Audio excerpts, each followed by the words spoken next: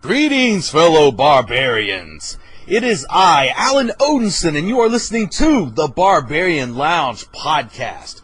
We've got a very interesting show for you today. First off, let's get a few things out of the way. Check out our website at thebarbarianlounge.podbean.com. You can check us out there. Give us a subscription. You can keep track of episodes as they come out and other content we have available. You can also go to our Patreon site. That's patreon.com/thebarbarianlounge. You can go there. We've set up a system there where it's your ability to say thanks for the work that goes into getting these shows out and all these awesome guests that we've got coming on, such as the one we have today. You can go there, basically make a pledge per episode as they come out. No monthly thing or anything of that nature. Usually we do about 4 episodes a month, so like a few of our people went there and they've donated, they pledged $1 per episode. So for $4 a month, you can say thank you for all the hard work, and all these funds go directly back into the show to help it grow even stronger. It is only with your help that we're able to keep this show moving, growing, and getting better and better. We're climbing the ranks slowly but surely, but with your help, we're going to make it to the top. Also, keep an eye out for the Barbarian Lounge store. You can find out information about that as it becomes available on our Facebook page, The Barbarian Lounge Podcast. Go there, give us a like.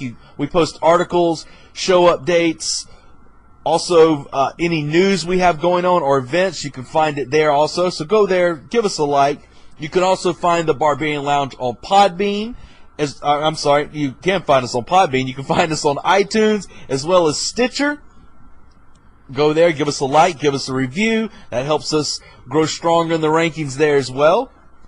You can also check us out on Tuesday nights, 8 p.m. to 9 p.m. on UCY.TV. The show's carried there. A lot of our past episodes are aired. And there's a live chat that goes on during the show where you can talk to other people about the content and about the Barbarian Lounge in general and spread the word. So today's episode, I'm very, very excited about today's episode. A good friend of mine, a brother if you will, me and him go way back to the beginning of his martial arts career. He started training with me when he was 16 years old, and I like to think that it was the hard work and the dedication that he put into the work itself, as well as the forging that we did at my gym that created the warrior that he is today. He's known as the guy that'll fight anybody, anytime. He's known to fight at welterweight, at 170. That's his normal weight class, but he will go up to 185, and he's fought and won there as well, just to get in the cage and fight. He's a true warrior. He's a good friend of mine. He has the most colorful nickname in martial arts today. He is known as the Creepy Weasel, Steve Montgomery, and we'll talk about all that, and as well as martial arts and the evolution of martial arts, and just a lot of things with his history, my history with him, street fighting, all these different things we're going to talk about. Plus, we'll also discuss some of the UFC that just happened a couple nights ago.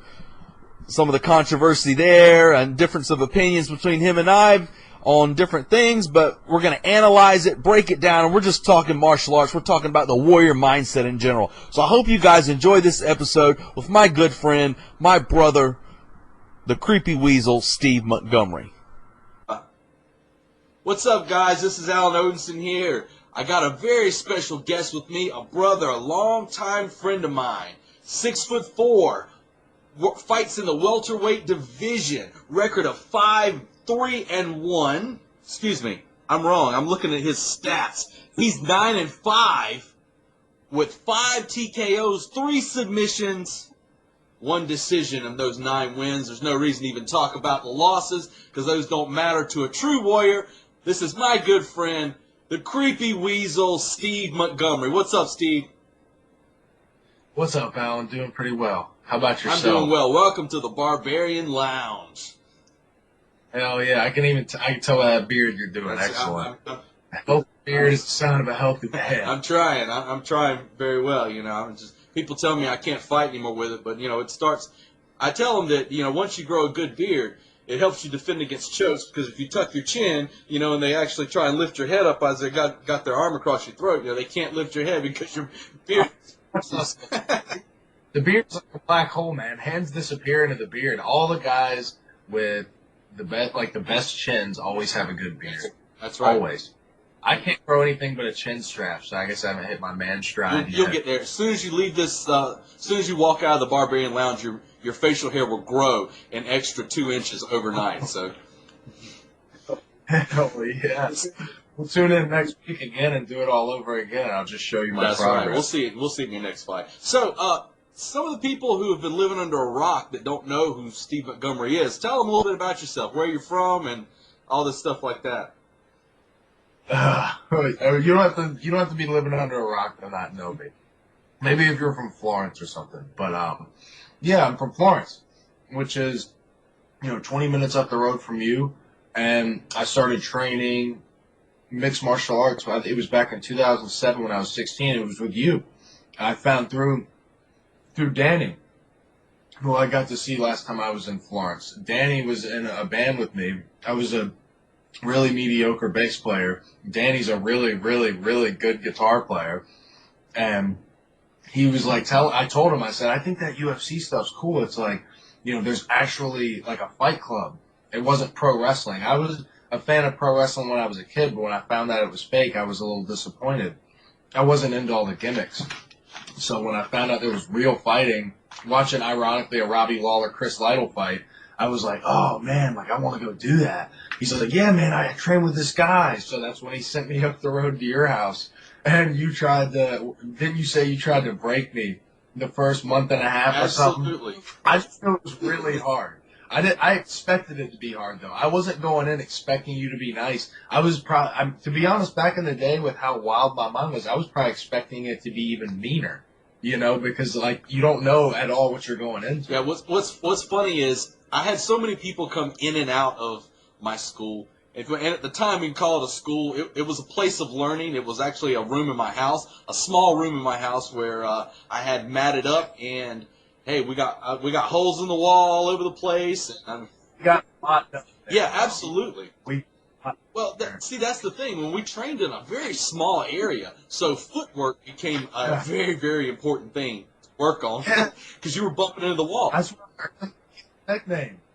I earned the Weasel nickname there trying to squeeze out from either under you or get off the wall with you trying to drop me with body shots. Yeah, that was one thing. Like a lot of people who haven't boxed with me before, they don't know, like, that's my thing is body shots. I love hitting to the body. Even today, I'm still, like, perfecting the perfect body shot.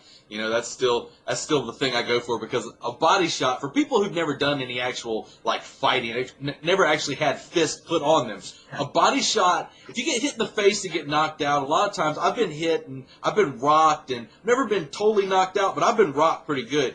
And it's just kind of, it doesn't really hurt.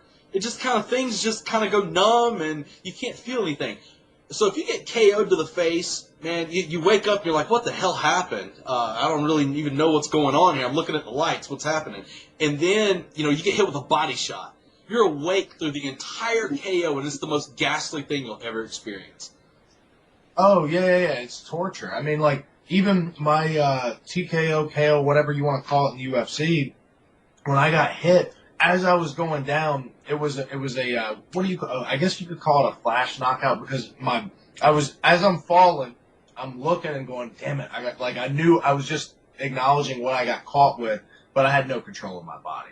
So it didn't hurt, it made a ring in my ear, and the only thing that really hurt the next day, I didn't even have a headache because they did all the, checking for brain damage and stuff. I had no headache, but when I hit my face on the mat the second time when he pile drive me, the mat is got a good texture, so it straightened my face up. I had mat burn on my face. That was the worst part. So nothing, but like you said, you get hit with a body shot. I mean, if it doesn't break a rib, you won't feel it the next day, maybe. But oh my God, it feels like your water just broke. Yeah, that's a good way to describe it.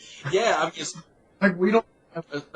Especially when you're talking liver shots, shots to the livers, just horrible. Even a good solar plexus shot is gas. That's what you dropped me with.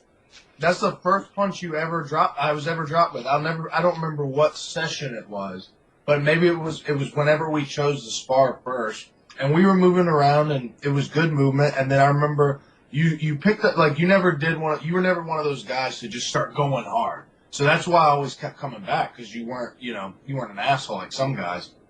And you dropped down, and I think that's what it was. I was coming forward, so my stomach was extended, and you just dropped off line with a right hand, and it went boom, and it was so stiff. And I'll never forget, it felt like, when bullets hit the ballistic gel and you see the big wave in slow motion, it was like, whoa!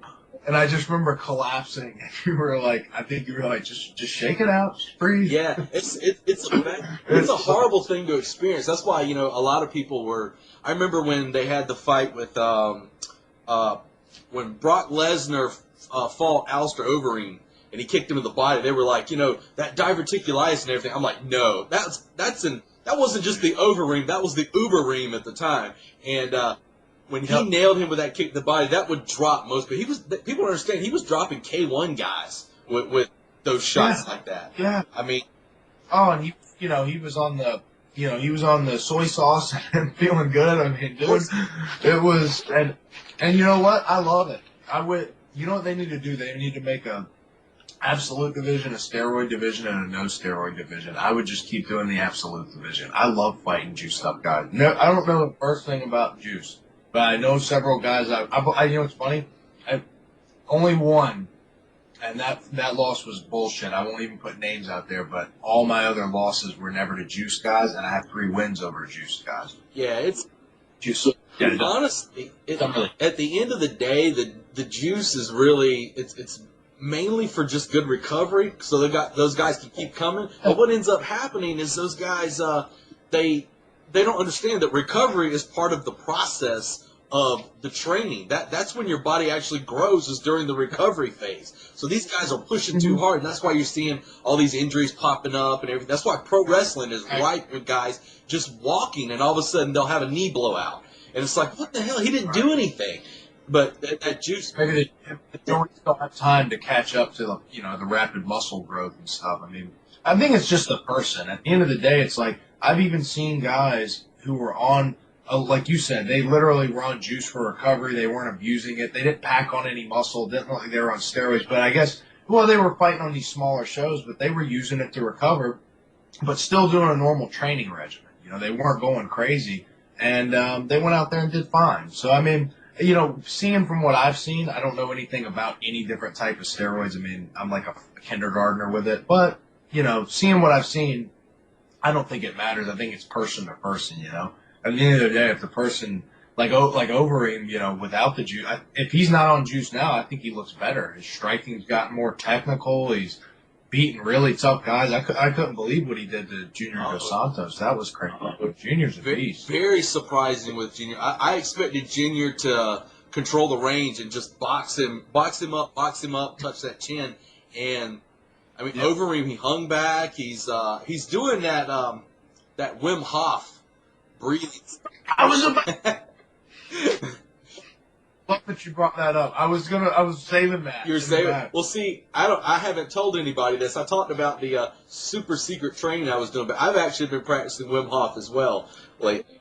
Yeah, and they have information out there that's public. Yeah, right? it's out there. You can get it. You can get the course online. It tells you the whole process, and it's pretty amazing. I mean, I can submerge in freezing water, ice and everything, and just hang out there like I'm just as comfortable as if I'm sitting in a warm bath.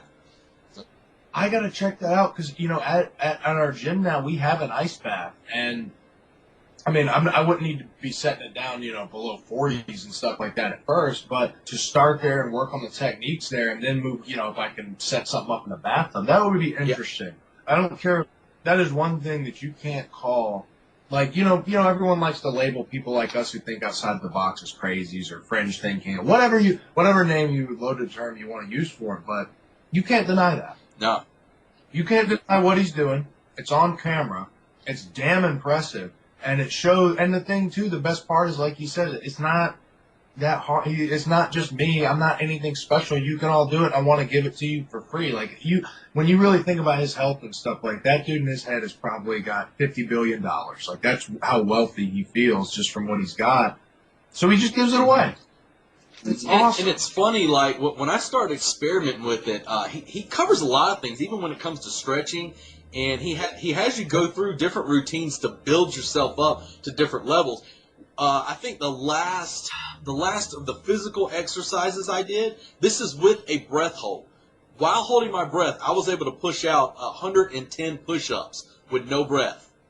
I'm a strong dude, and I've benched 350 pounds and stuff, but I've never been able to do like 100 push-ups, like crank them out, much less while holding my breath. So it's pretty amazing. Builds up your endurance. I've got to look at stuff. I've got to Google this stuff because I mean, like you said about how he's working with Overeem. I watched his podcast with Rogan and then kind of started looking into that, and that was before he fought Junior, who was training with us, and I was definitely pulling for Junior. And that fight was on my birthday in Orlando. So I'm sitting 6 rows back, totally pulling for Junior. But I didn't know in the back of my head, I was like, he's been training with Wim Hof, but, he's still over him. So regardless of what he does, you can't obviously attribute it to that. But it was impressive, more like you said, how he laid back and just kind of like, it was very, it mesmerized me watching. I was like, he's keeping range on this really sick boxer. And then you see what Junior did to Ben Rothwell. I mean, Junior is a beast, but it was so impressive, that fight. And just in general, the Wim Hof method, you're talking about 110 push-ups.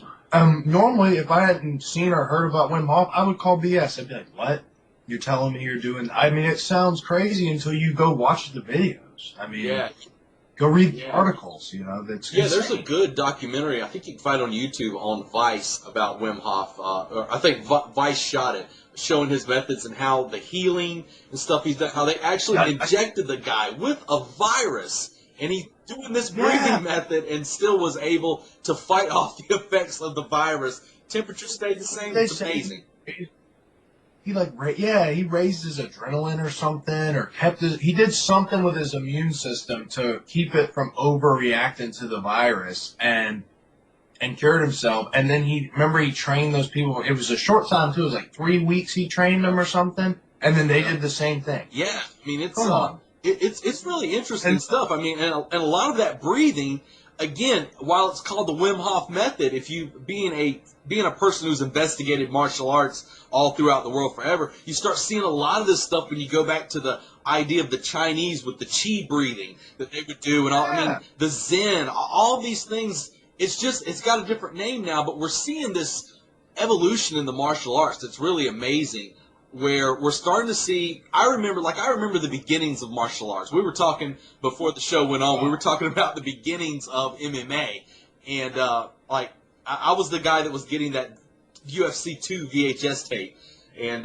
Too Violent for TV. Man, Dave, it was like humanity. If you're talking about that, it's like humanity coming out of the cave. Really, like that's what it's like. I mean, people grabbing hair, stomping, kicking. I mean, at the end of the day, that's still. I think that's what a real fight is. I mean, if people look at me like I'm some badass, and I'm like, dude. In a street fight, you realize how much stuff changes. Like if people are like, glad we got Steve here. I'm like, dude, if some dude walks up and before I see him kicks me in the balls and pokes my eyes, like, I mean, yeah, I got a good guard, but I don't know, like if there's 2 of them or 3 of them, how much is that going to help unless I get lucky on a leg lock or something? And you know what's funny about that is not a lot of people in the world of MMA, and I try and impart this knowledge. This is something when you were training with me, we used to talk about all the time. Like I was like, there were some days you come in expecting MMA, and I'm pulling out guns and knives, and I'm like, this is what we're doing today, and it's like, oh shit. Still remember the gun defense. Obviously, take your head offline. Make sure you grab the slide if it's a chambered gun, just a regular striker fire. Grab the slide that was here, then you rotate over and to take it out of their finger gets caught in the trigger guard, and then strike, and then back away. Yeah, and I teach that to everybody. I mean, just because as any listeners can tell, it's an easily digestible move that'll work from any position, anywhere. But, there's a lot of MMA guys that just aren't willing, especially the new guys. I mean, you get into jiu-jitsu that first time and you start beating people in class and you start to feel really amazing. You're like, I'm the greatest thing in the world. I can beat anybody. But there's a lot of guys that I try and tell them, I say, look, just because you train Muay Thai, just because you train jiu-jitsu, yeah, you're going to be better than most people that you go up against in most situations. For sure. But don't make no mistake about what it is that you're actually practicing, because you are fighting within the confines of a sport. And everybody, It's still, yeah, it's a badass sport, but it's a exactly. And everybody seems to think that even though, like, they say to themselves, well, if a guy can gouge my eyes on the ground, well, I can do that too. But you know as well as I do, if you don't train to do it, are you actually going to do it when the fight rolls around? Right. And if you don't even, think about it. I actually, this guy that I trained down here, one of the instructors hooked me up with him. He was a special ops guy. Really, really nice guy, too. Been on several deployments as a contractor for doing security. Did security for some of our ambassadors. And really was just a nice guy. Loved mixed martial arts. But what he wanted was the footwork. He didn't necessarily, we basically blended. We blended because I knew, like you said, how different the real world scenarios are. There's no rules. There's, you versus 6, you versus 1, or, you 3 versus 1 who's got the big machete, whatever it is. He wanted to understand footwork and how to not get caught and how to lead and guide people. So I went over a bunch of boxing footwork, but we started bringing in, we would change his jabs between eye poke jabs offline this way to a groin shot offline to the left because he was a southpaw. So we started working, if an attacker's coming at you square, if they're coming at you right, all this different stuff. And it just made me aware of, you've got the martial arts, which let's say is encompassed in this circle. This is the martial arts world within the sport. Then you've got the real world out here, and it's the size of the earth of actually what could really happen. So that's my biggest thing is non-confrontational policy. It's number one, try to avoid all real world confrontations. If nothing else, for the idea that if some crazy drunk guy hits his woman and you've got to go stand up for her now, and then you hit him, now you got a lawsuit. I mean, just the lawsuits. What people fail to realize is, I talk about this in the realm of gunfighting, but it goes in the same realm for fist fighting as well. I'll use it in the realm of gunfighting because that's easiest for me to talk about. So with a gunfight, there's 3 stages of the gunfight. You got the first stage is the actual gunfight that goes down. That's usually the easiest stage because it happens really quick. You're not thinking about it. Well, then you have, after that, you got the second stage, which is the psychological fight. Oh my God, you got PTSD. Did I shoot this guy? Did you even kill somebody? That might be a problem for you in the future. But the worst part of the 3 stages is the last one, which is the legal fight. And that's the most dangerous of all the stages is the legal fight. And a lot of people don't think about that in the realm. Like I tell guys that are training jiu-jitsu, I say, think about what you're doing. The average person, if they're getting armbarred or choked, especially if they're getting choked, do they think they're probably dying if they've never had it happen before? I mean, that's terrifying. And you could easily see somebody pulling a gun out, pulling a knife, and defending themselves as they're getting choked because of the fact they thought they were dying. Right, you think you've got a head and arm choke here, this badass dude's over here dying, he's got a pocket knife, and he starts ramming you in the rear. I mean, 100%, Alan. 100%. And let's say, if you got you're judged by a jury of your peers. If your jury is saying, if the jury who's never trained jiu-jitsu says, well, the guy was choking you to death, and it's like, well, okay, well, he was trying to kill you, so you employed lethal force and self-defense. Free and clear. I mean, they've had instances where that's happened where, large bouncers are pounding out this little small guy, and the guy pulled a blade out, stabbed him in the femoral, and killed him. And, it ended up being a case where they said it was justified because difference in size, plus... I agree with that, though. I actually got to agree with that. It's if you're jumping a guy to a point where he does not know his life's outcome and he pulls a firearm on you, I mean, honestly, even if the firearm, let's say it was a guy who wasn't, well, there's so many circumstances, but especially if the firearm's legal. If the firearm's legally carried and, he's getting jumped, yeah, of course, That was one of the things a lot of people had trouble with the issue with the Trayvon Martin shoot that happened, is I tried to explain to him, I said, in that situation, did George Zimmerman make a lot of mistakes? Yes, he did. He made a ton of mistakes. But if you're talking about in the realm of being put in that situation. George Zimmerman is not a fighter. He is a guy. He's one of these guys that carries around a gun that uses it as a talisman. Yeah. I have a gun, and now I have a magical charm that defeats all evil. That's the type of person he is.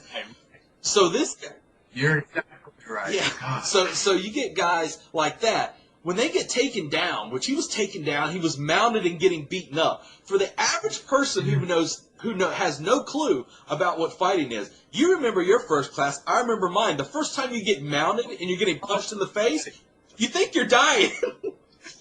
Dude, 100%, yeah. And like you said, let's be honest here, he's a pussy. I mean, George Zimmerman's some fat pussy who does nighttime security to make himself feel masculine. I mean, you can smell it, you know. I mean, it is what it is. He made tons of mistakes, but in the realm of like the justification of the shooting, you know, a different jury maybe would have been different. But your average jury who doesn't know anything about fighting, if you take any of those people and put them on the bottom, which that's what they're going to do when they talk about this case, they're going to put themselves in that place.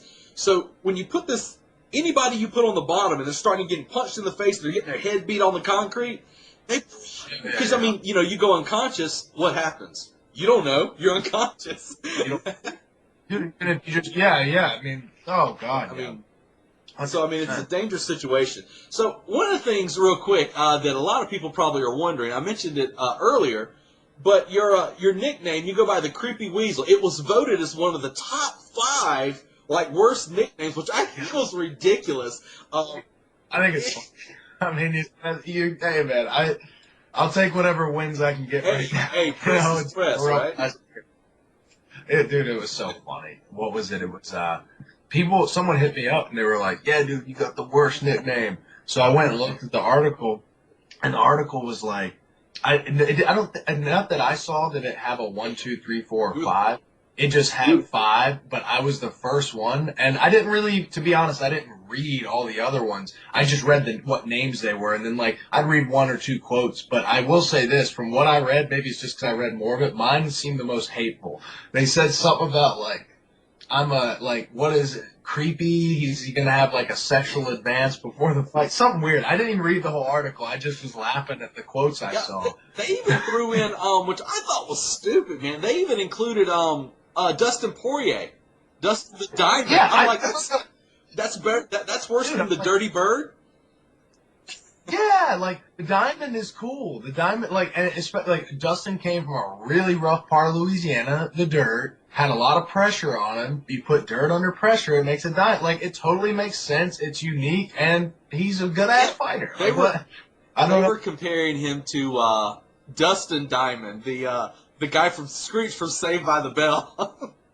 Is that what they were doing? It's just stupid stuff. Man. But yeah, a lot of people with the Creepy Weasel. I always knew you as people calling you Weasel. When and why did you add the creepy to it? Well, the Weasel, I remember came, and really, to be honest, I don't remember if you gave it to me, but it came from you.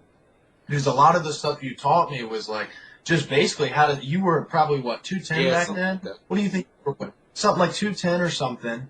And I was probably in my maybe 170 at the 173. So you taught me a lot about just getting out from under big guys. And then I started after 6 months of training with you, going to the fight farm once and twice a week.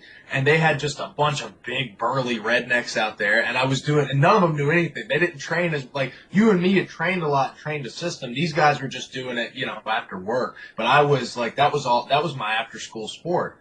So I would use all this stuff on him, and they're like, man, this freaking kid's a weasel, man. He's a weasel. So they just kept calling me Weasel because I was super skinny, hard to hold on to. And then I got down here, and you remember that facial tic I used to really have. I used to have a real bad facial tic. And when I would fight, it started to go away when I moved to Florida, but when I would fight, it was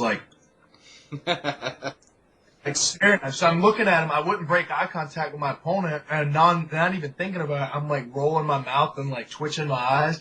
And Blake, my good buddy who started coaching me when I got down here, him and Micah and Cole and all of our little crew, they were like, dude, you were they're like, you were so creepy before fights. You were the creepiest motherfucker. What do you they were just like, dude, what are your opponents thinking? They think you're probably going to try to, like, bite them. Like, they just, talked a lot of shit about it. So they started calling me creepy and creep.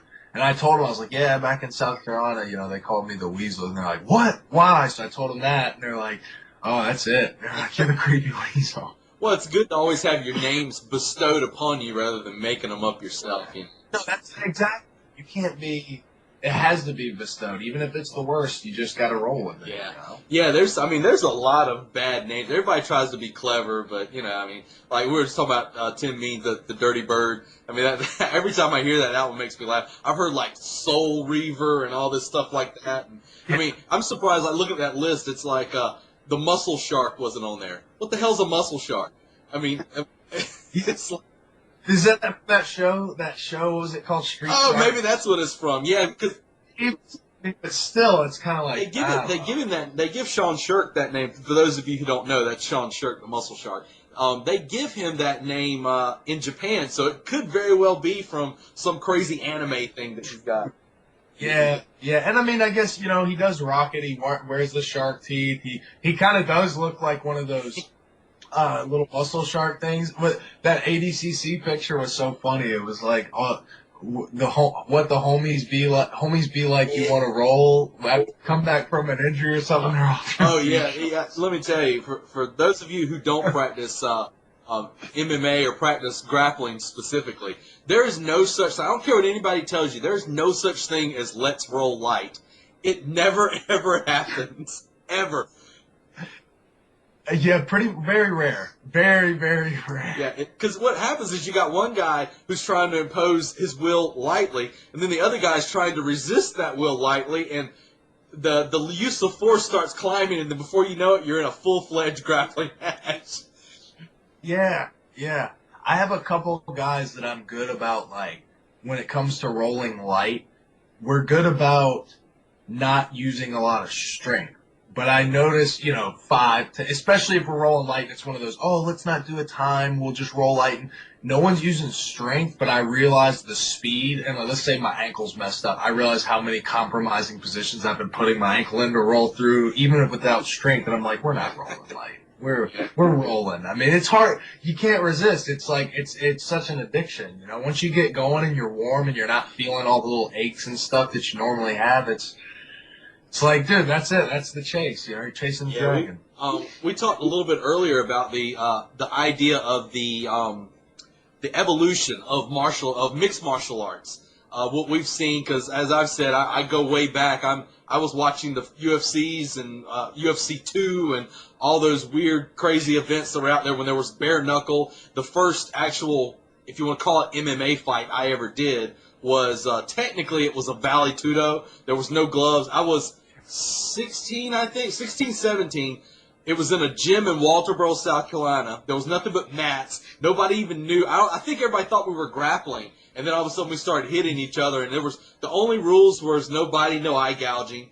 And I remember that fight specifically because that guy kicked my ass for 30 minutes. He did not finish me, but he kicked my ass for 30 minutes. And it was no time limit. There was no rounds, no nothing. It was just crazy. Yeah, and that was the way it used to be back then. I remember with the evolution of what we're seeing now is, like, it used to be the traditional martial arts, the karate guys and all these things like that. People said, don't do that because it's not going to work. Somebody just take you down. And we've slowly seen this evolution from the jiu-jitsu guy to the monster wrestler to the kickboxer, to now the traditional guys are starting to wander their way in there with, like, the other South Carolina guy, Wonder Boy. Stephen Thompson, karate's definitely, and Scoggins, and karate's definitely, dude, there's a place for it. I really, truly believe that if you know every martial, not even know it, but understand the concept behind it even, it's like, you add on a whole new dynamic. I mean, the kick range, some of these karate guys, what impresses me is they almost literally box with their feet, You get some Muay Thai guys and you get some kickboxing guys where the kicks are mostly about, if they're not really powerful, they're really fast, and they're like, it's like a really hard, little quick, fast leg kick, then boom, power head kick. With the karate guys, they're jabbing with their feet, teeth in the knees always, and interesting style, for sure. And there's so many types of just the karate. And that, when you start talking about the movement, I think the movement has been one of the big. I remember when Lyoto first burst onto the scene in the UFC. People were talking about Lyoto Machida and like this karate guy, and I said, well, Lyoto is really, he's kind of a straightforward, straight blast kind of guy. There wasn't a lot of movement, but then you get somebody like a Wonderboy Thompson or Michael Venom Page now. Those guys with that movement, it's very hard to find somebody at that level that can emulate that style. Right. The footwork's got to be there. You got to know how to cut a guy off outside his range, and then how to get the hell inside the range when it's time to attack. There's I remember, and I mean, dude, everybody's beatable. I'm talking from a guy who's been beat. What I saw, and he's probably improved on it a lot. When Stephen Thompson, I was there for the fight when he fought Jake Ellenberger on our Tough finale, that Tough 21 thing. It was a great fight. I mean, he had a sick spinning wheel kick knockout, but before he got his knockout and got his rhythm going, he got caught by an Ellenberger right hand. And I remember it was because he tried to blitz and he didn't, he came in with the wrong footwork, went right back from karate. The second he stepped into boxing range, Ellenberger's boxing took over, and he went I think Steven went righty, and his right hand was coming straight, and Ellenberger just went offline and dropped him. And, I mean, it shows how good his chin is, so at least he's got a great chin. But it was amazing how it went. In MMA, the karate footwork was dominating, which ultimately ended up dominating. But the second he went into boxing range with the karate stance, chin up high, it was like, no. It's like the laws of the universe don't change for anybody. I don't know. Something about that fight, gave me a really good realization about things and how your footwork, the second you get outside that karate range, you better know how to box. See, and that's a good point, because that becomes an element of timing, a big issue with timing. I've been really into recently reading a lot of the writings of Miyamoto Musashi, the Book of Five Rings. He talks a lot about timing, and it's basically this idea of catching the guy at that half-beat point and almost making your fighting style as natural as walking. Just very, very simple, and using because there's a lot of guys that use a lot of wild movements, but then there's some guys who are really good at using just enough movement to keep themselves out of harm's way. Simple rhythms. I mean, really, who did it really well last night, and I knew it was Tim Means. Sabah is a beast. He definitely took it on short notice, but he was in shape, and Tim Means was really able to, because Sabah hits hard, and I saw Tim Means get cracked by him a couple times, and for him to not start going way out of the range, like you said, just little dips in his timing, just enough out of the way to make you miss and get tired, and then right back in. That was very, very impressive. And like you said, timing is. I guess even Connor said it. Timing beats power and speed, or timing beats speed, or something Precision like that. beats power. Yeah, precision beats power, and timing beats speed. I mean, and it does, 100%. Well, even when you're talking in the realm of timing, I'm sure, I don't know if many of my listeners saw this. I don't know how many listeners are MMA guys or watch fights. You should be if you aren't. But the fight with Michael Venom Page and Evangelista Cyborg, that's literally a head-crushing knee. He hit him with that jump knee as he was coming in, and literally caved his face in. It looked like he had been hit in the face with a sledgehammer. Yeah, it makes you wonder how many of those injuries, those 70,000-year-old humans they're finding with the injuries to the head. It's like, how many of those were flying knees? And they have a UFC back then. They say it was their tools. These guys could have been banging it out. It was one of the most vicious KOs I had seen in a while, at least with damage. Yes, dude. When I saw that, I was just like, "Oof, man!" That's one thing I'm really happy about. I've taken some hard shots, but even some of the hardest shots I've taken, I've always had good enough timing to know that okay, I'm screwed. So let's not run into it. Let's stop the moment. I've been able to minimize damage, even in the biggest shots I've taken. I'm very lucky. I've never had any caved head. Had a broken nose a couple times, but it wasn't, it was from the weird shots, not even the most devastating stuff. Yeah, Yeah, and you get that level of timing. That timing falls into everything, and that timing, once you start combining that with footwork and head movement and just simple things of blending with the punches, I mean, that's old school boxing. That I know you work down there at American Top Team. Your boxing coach down there, he's an old school Philly guy. Am I correct? Yeah, that's one. But yeah, Chuck is actually a really good Philly guy, and there's also another guy named Billy from Philly. But there's so many boxing coaches. Mikey Rod is from New York. Our buddy, he's been working with us a lot recently. Paulie Gloves, he's out of Central Florida. One of our, I can't think of his name. Because he's a Brazilian guy, I'm so ignorant to the big names in boxing. It's actually pretty sad how little I know about the sport. But this guy, I can't think of his name right now. He's training a lot of our Latin fighters, but all of us have been working with him. Gosh, I'll have to send you a message with his name on it later. You can cue it in a comment under the thing. But he's a really famous boxer from Brazil and had some really good fights over there. And he's been helping a lot of our Latin guys. He speaks Portuguese and he's starting to speak English too.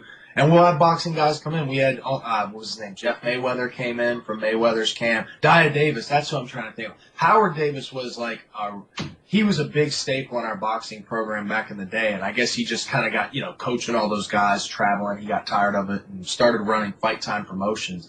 And then his son, who's a really phenomenal pro boxer, Dia, he started blending in and coaching and helping some of the higher level pros. Now he teaches a class there and he still fights. And Dia, and Howard passed away last year from cancer. And Dia, he runs the amateur boxing there. He like Poirier. He works a lot with Poirier.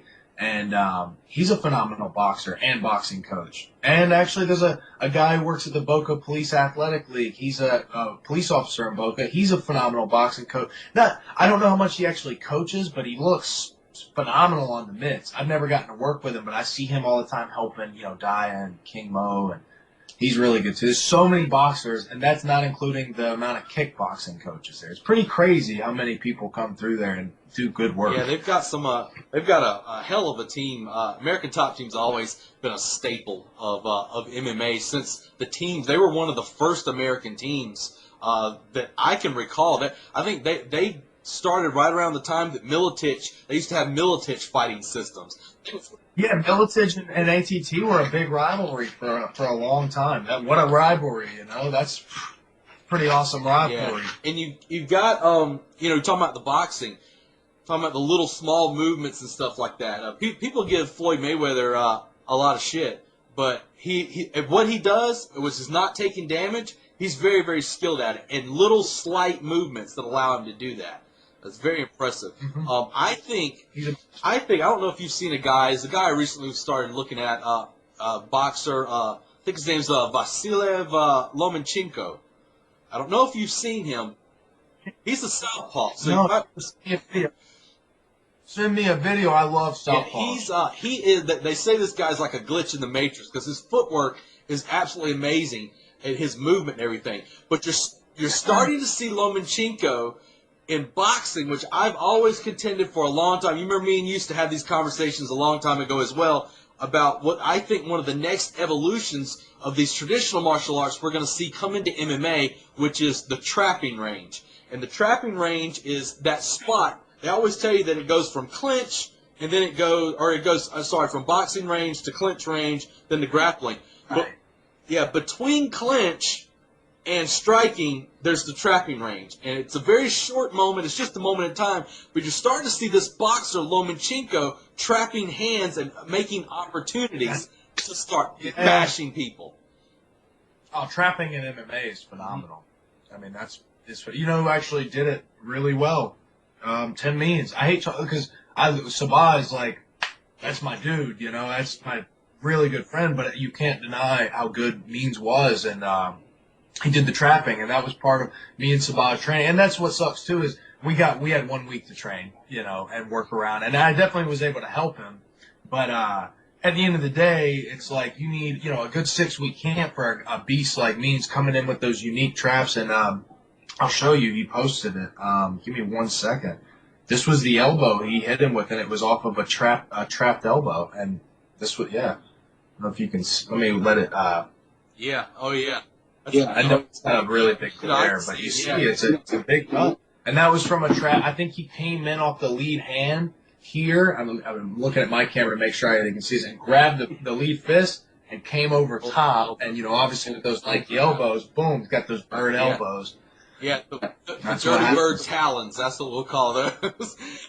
Oh, I know. And, man, that's my only regret is because like I said, Sabah is he's the man, and I really wish we could have done a 6-week camp. But either way, I mean, he got to go out there on pay-per-view and he showed what kind of, he went. Did you see the fight? He's a fucking warrior. I mean, he's a warrior. I mean, face full of blood, didn't even go down. He was just exhausted. You could tell it's very easy. I never fought, even on that Ronda Rousey card, I think I was a fight past prelim. I never fought on the pay-per-view. I don't know how much difference it would make mentally, but either way, having, a top 15 opponent like that on 2 weeks' notice and going out there in that scenario, I'm sure it was a lot emotionally taxing, because you could tell he went out there and he went for it, but it definitely, he doesn't gas like that in training. And I think it was just the emotions. But I can't wait to see next time. After having that out of the way, I'm sure he's going to be so much calmer next time. Yeah.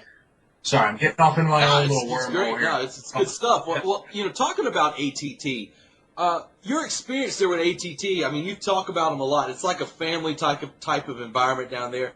They're expanding. I'm glad to see that. One thing that you see a lot in the MMA world that I've noticed that is not a path that you have taken, is that you see guys, they lose a few fights, and they immediately start questioning their camp. They start saying, well, I'm going to go to Jackson Winklejohn camp now, or I'm going to go to Cesar's camp or Black Zane, wherever they're going to go. And you're not that guy. You have not been doing that. Is that just a level of loyalty you have to your brothers there? It's loyalty, but it's a lot of circumstances in once. I'm going to try not to ramble, but it's... Number one, I've seen guys that have come through ATT, and they're just a complete different person than me in the sense, let's say I'm raised in Florence, South Carolina, as opposed to a guy who was raised, I'll make a good example, Glover. Glover is an awesome human being, raised on a farm in Brazil, in a very, very farm-oriented area. Super humble guy. I don't know exactly what his childhood was like. I don't know if they had electricity, but either way, sounds like he had a really happy childhood in a very farming, agricultural area.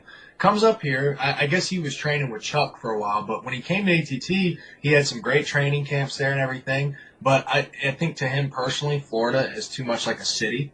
It really is like a city. And he had a couple losses. He lost to Jones after he did his camp with us. Then he went up to Danbury, did his camp, and he lost to Ovens. But he got this swag going. That's the best word I could think to use. He got this rhythm going in Danbury, Connecticut, which is it's a small town up in Connecticut. It's got a lot of woods. It's near a lot of woods, but it's still a town. He's got a gym there. He's got the whole camp around him. His gym is actually connected to an ATT Danbury. And he just, he lost last night because anybody can get caught by Rumble, But his last 3 fights, he's looked phenomenal because he got the camp centered around him, and that's just how he wanted to do it. But me personally, I like the country better, but I don't mind the Florida city. It's still got its perks, and I live 9 hours from ATT, and I made such good friends. And the thing too is, people always think the grass is greener. People will come to ATT and they say, oh, it didn't have this, or I wasn't getting enough of this, and then they'll go to another camp. And as long as most of the guys who say who walk up honestly and they shake hands and say, hey man, it's not for me. I'm gonna go to wherever. It was thanks so much. Those guys are always welcome back. There's just some guys, they'll go and they'll screw someone over, they'll short somebody on money, not pay their rent, and then do this, and ATT might have put them up in a fighter house, and they screwed them over and trashed the house, then they leave and go, oh, ATT treated me like crap. There's people that do that too, but I'm telling you, man, if you walk in there with respect and good intentions, it's funny, I've had one, not even a crossword, I had one coach who said one mean thing to me.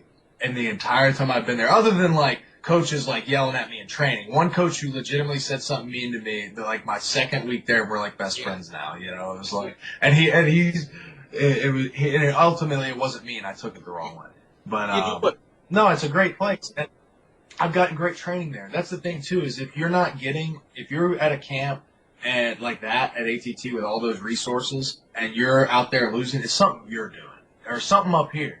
It's not the camp, because I'm telling you, you have access to the training, and if you go in there and just function with respect. I mean, I can't even tell you how many different coaches and training partners I have from all over the world that I've been able to not only train hard with, but train safely with, just because of like a natural, like, I just know how to treat people, you know, and it works. And you It know, really does. that's interesting when you were talking about the, basically, for lack of a better term, is accepting responsibility for what happens to you. Yeah. Like, it's not, most guys, they don't want to take responsibility for the fact of, oh, I lost the fight, it must have been my camp was shit. But rather, you take the role of, what did I do wrong? What happened here? I got caught. You understand the circumstances. It's not that, oh, my camp's messed up or they didn't give me enough sparring or whatever.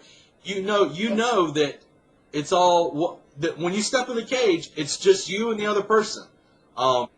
Yeah, it's taking responsibility. I mean, I've had times, you know, in fights, even in fights that I've won, I've had problems, not even mentally, but like sometimes I'll overtrain and truly drain myself to where at the end of the day, I don't have any more testosterone, endorphins, and I just don't feel good. And I'm like the idea of looking at fighting, like right now I train just enough to where sometimes I'll take a day off just to like get that feeling to where like, no, I need to go train. Even though I don't need the day off, I'll force it. So I keep my emotions,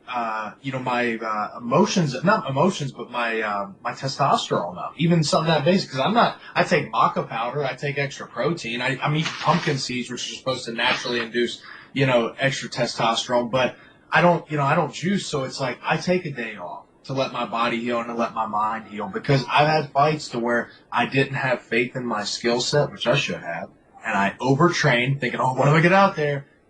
Burn myself out and go out in the fight and look like dog shit. So, I mean, yeah, and there was no coach responsible for that. No coaches, that's the thing about ATT I love. Some camps are good about, like, you know, you got like the 209 camp. I'm sure they get a little more involved in the personal life. I've been out there. A lot of them live together. So it's like you have more people altering your everyday. Like, for example, you have someone there to tell you to drink that kale juice, not eat that cheeseburger and fries, you know, that kind of stuff. But at ATT, it's like you do have that. I still have great friends that I hang out with. I lived with Sabah and my teammates before. But at the end of the day, no one's going to tell you how to live down here. That's what I like. You choose that. You're the decider. I know people that love to fight and they love to party and burn it at both ends, and that's cool. It's like, fine. That's what makes them them. That's what makes them special. I'm not going to alter how they do it. As long as they're not bugging me and they don't mind that I'm a little hippie drinking greens juices and, you know, doing yoga and all that stuff. So that's one thing I like. You have to keep in mind, too, with a lot of people, I talk to guys about training all the time, because trust me, you're still young. I'm pushing. I'll be 37 next week. So I can't even believe that. I can't believe. So you would have been 28, 29 when we started training. 28. You were 28. That's right. You were. I remember that. So I mean, you know, and I find especially you get in this habit of thinking you can do things that you used to be able to do when you were younger, and it's like, oh, I'm gonna train every day. I'm gonna do this. And now, I mean, I have to be very mindful about the way I train, because I don't want to break my body down. As I tell people, some guys, man, they just go and they tear something. They're like, oh, you know, I'll just walk it off. And these are older guys, and I'm thinking to myself, you know, if you guys are talking about preparedness, and because I talk a lot with the prepper community, and if you're talking about prepping and defending your tribe and all these things like that, you're of no use to anybody injured. You're now something we have to carry. So, yes. I agree with that 100%. And that's actually one thing I've started becoming, even at 25 compared to 18 and 19 and 20, you have to, not only you train harder, you train smarter and more selectively. You have to. And there's benefits to that too. It's like, I've been in enough fights, I've been in enough sparring sessions that I know, honestly, you could take me 6 weeks out and I guarantee you I could go survive 15 minutes. Like Nate Diaz says, I might not be in shape, but I'm always ready to not get killed. You know, and that's one thing to me is I've been noticing lately, sometimes you accept, as a fighter, you might say, okay, I got 6 weeks to get ready for this fight. So I'm going to feel like crap for 4 of those weeks. But I'm going to heal those last 2 weeks, and all that crappiness made me tough and in shape. I mean, I guess that was the case at the right time when you're young and you're trying to condition your body. But, like, now it's like, don't get me wrong, I still go, when I go hard during the week, it's like, I go hard. But at the same time, I want to feel good throughout the week as well. So it's like, part of my training camp has become feeling good. My strength and conditioning coach, awesome guy, he's just started working with me, and I can already tell it's the missing link. My body's been sore because I helped a lot of good friends get ready for their fights, and all we're doing is balancing work. I call it ninja training. It's a lot of heavy band work, balancing, holding a straight, like basically holding a band here with the resistance coming down while your other leg's balanced to be and pushing down by a band, pulled down by a band. And you're just sitting there holding it, balancing your body and feeling good. So when I left that session, I had sore muscles, but all my joints felt amazing. It's like, that's the kind of stuff that I think even as you get to be 25 in your mid-20s, you start to feel it if you've trained as hard as me. So I think that's important, staying healthy all the time. Because, hey, you never know when the UFC ain't going to be around because the dollar's crashed. I mean, let's be real. We don't have the greatest financial system, so you can't just, you just always have to be aware. You never know when someone's going to just try to rob you. So, can you imagine me being a tough fighter? I just left a sparring session, can barely move my back, and some dude runs up and sucker punches me, takes my wallet and the gun I had to defend myself on me, It could happen. Oh, absolutely. I mean, there's been instances, which one of it? It was one of the Grace, Ryan Gracie. Ryan Gracie was shot in a robbery in Brazil and killed. So I hope I got that. I hope I got the right one. I'm almost positive it was Ryan Gracie was killed in a robbery. You had the multiple-time kickboxing champion Alex Gong. Alex Gong was shot in a altercation with another guy, and it's a different thing. You have to have a certain mindset of always being ready, and not necessarily being to the point of paranoid, but having this idea to where you walk as a warrior every single day. You're ready to go every single day. I think no matter what, I think you always need to somewhat focus on the present moment. And you don't have, like you said, you don't have to be, like, let's say I'm at the beach. Then there's been shootings on the beach, sadly, as much as I hate to even mention that, but there's been shootings on the beach in Florida, in West Palm Beach, which is, 20 minutes from me. And it's like, even when I go on the beach, I'm not sitting, like you said, I'm not sitting there paranoid going, oh man, I'm going to keep strapped, blah, blah, blah. But at the end of the day, if I brought a book bag with a legal firearm on me, I know my quick access to it, and I'm just enjoying the beach. I'm not on my phone trying to take pictures of the beach. My cameras are right here. I'm enjoying the beach, I'm looking at people. I'm seeing who brought their cute little kid. I enjoy kids, not in a creepy way. I think kids are cute. So I watch kids. Yesterday we went to a dog beach, so I've got my 2 5-pound poodles running around. I'm enjoying them, and I'm aware of my environment. I know who's where. I know the lifeguards are on duty because they told us not to bring our poodles past this lifeguard stand. And I'm aware of my surroundings. I'm enjoying it. The last thing I'm thinking about is my gun. But I guarantee you, as opposed to the person who's on their phone trying to, Instagram the beach and hashtag something, which I do Instagram and hashtag, but I do it at the right times, I would see the person who's walking up to do something crazy. And actually at the beach the other day, I was training some clients. We were leaving the beach to shower up. I did a session on the beach. This old man, who later to find out he was just some homeless drunk who lives with this other woman who's a homeless drunk.